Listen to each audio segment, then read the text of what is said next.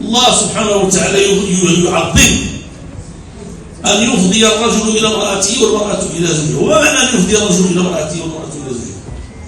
بمعنى أنهم يحيد حويجهم، والرجل يمكن، المرأة تمكن الزوجة من نفسها، والزوج يمكن الزوجة من نفسه. هذيك واحد العلاقة اللي وخا هي علاقة ديال المتعة وديال اللذة، ولكنها كبيرة عند الله. وقد أفضى بعضكم إلى بعض، وقبل أن يفضي بعضكم إلى بعض حشومة هذا الشيء وقع، وباقي أنت كتطالب بشيء من الصداق.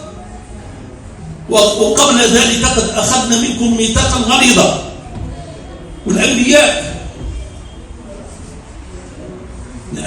والمرسلين الميثاق الذي أخذ الله عليهم كما وصفه بالقرآن الكريم ميثاقا غليظا.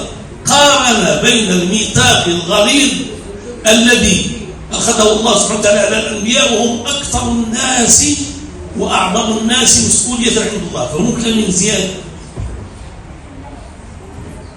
الأنبياء هم الذين يسألون أكثر من كافة البشر، لأنهم الله سبحانه وتعالى كرمهم وأعطاهم مكانة كبيرة، وأخذ عليهم ميثاقا غليظا أن يبلغوا ما أرسلوا به.